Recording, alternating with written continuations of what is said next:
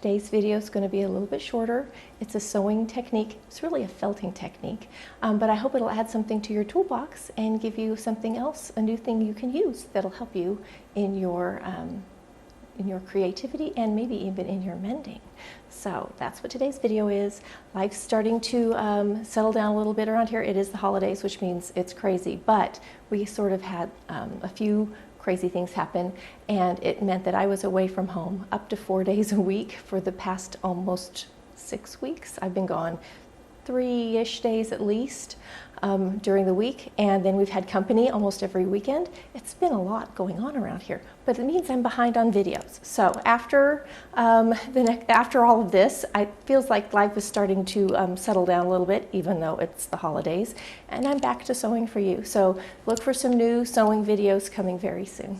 Okay, today's project's a little different. It's going to be a smaller project in that we're not even going to the sewing machine at all. We're not cutting out any fabric. I have this beautiful wool coat that's my mom's. I think she wore it one season and then it got a few little moth holes in it. She sent it home with me, and today I'm going to show you how to fix that if it's a real wool. We're going to do a little felting on this. So let me show you what I bought to repair her coat. Now I can tell you, if you can't find the wool to match this, when we open up the lining, you can actually go in and steal bits of wool from the inside if you need to, from seam allowances and inside the hemline. But I ordered a whole bunch of felt. This one came from Hobby Lobby, but it's too red. This one is perfect. This is wool roving, and it's what you use if you make the little felted characters. You can make fabric with it. You can make all kinds of things. There's a lot of fun crafting you can do with this. So I ordered that, and I've done this in the past. I've made little creatures, but I can't find my box of felting supplies. So I went and bought just at Hobby Lobby. This is just a piece of foam. It kind of reminds me of the foam that comes packed in things. And then there's some special little needles like this. There's 2 of them. I think these 2 are the same size, but they actually do come in different sizes. And that's what we need to work on this. I am going to use my seam ripper because I'm going to rip out inside this lining to get up inside to fix the holes. Okay, let me show you some of the little areas we're going to repair, and then we're going to get started on it. Okay, this area in particular, so this is the center back of the coat. This is the little waistline that has a belting that goes around, and this back hip seems to have been nommed on quite a bit. There's a hole here, there's lots of little holes all through here, quite a bit. So I'm going to just, and there's on both hips, I don't know why that is. This one seems to be the most attacked. I think there's even a few on the sleeve. My mom loves this coat, and she looks stunning in red. Red is her signature color, so I'm going to do my best to take care of this. She calls it her car coat.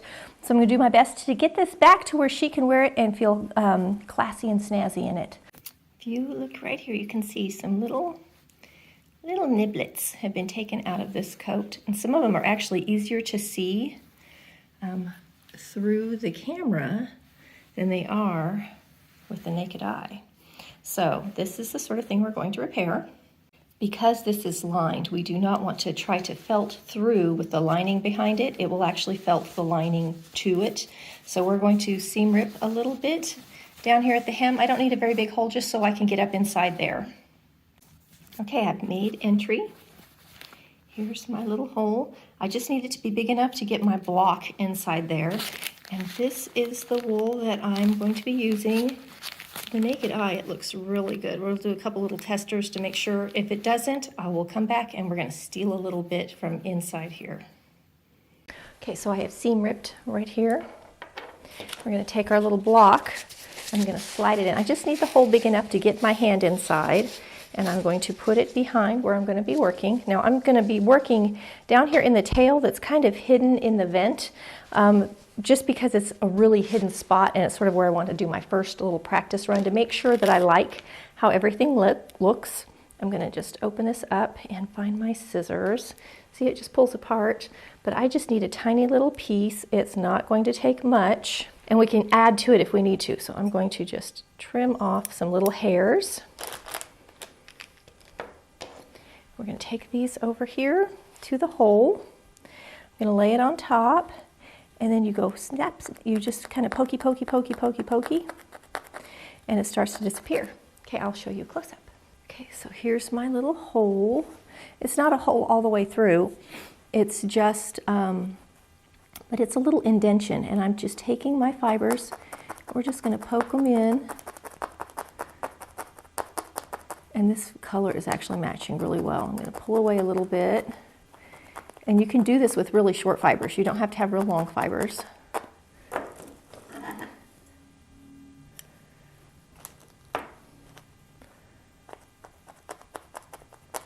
And we're going to just pokey, pokey, pokey till it kind of looks like the same texture. And that hole is completely gone. We want to make sure it's in there nice and firm though.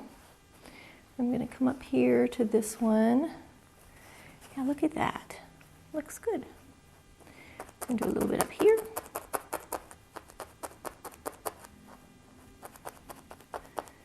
Now these are really small little bites, which is what we wanted to catch them early. So hopefully we can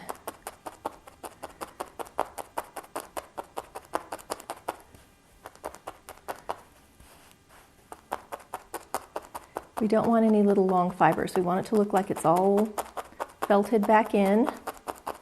Now this works great for wool like this, which is it's woven and then washed, which gives it a felted look, which is perfect for this treatment, where we're going to come in and felt these little holes. All right, that's all I'm doing all over it. And then you want to make sure that you get your fibers to blend in nicely. It's a quite satisfying little thing to do. And if you need to, if it starts to get too smooth, you can rough it up just a tiny bit. But from where I was to where it is now, that looks pretty stinking amazing. So now I'm going to move my little block up here to this side where there's a couple a little bit bigger holes. And we're going to do it again.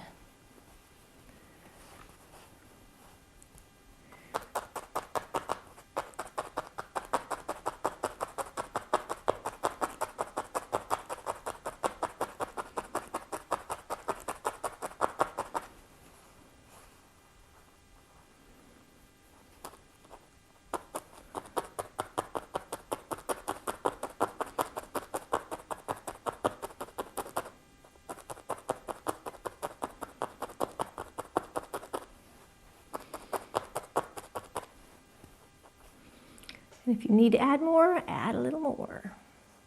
I kind of think this looks best on this particular one with fairly short threads. It seems to blend in the best.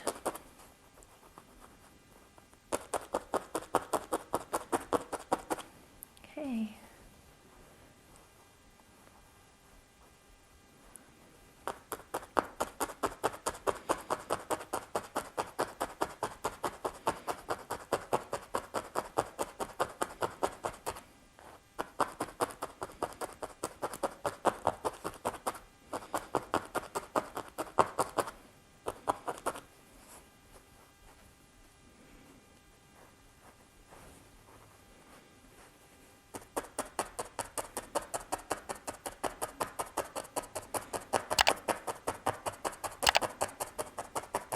You can see I'm not working just at the hole, but I'm kind of working in an area around it, and that just helps blend the fiber in more and make it less noticeable that there was any repair there. And then when we pull this up, we can just give it a little brushing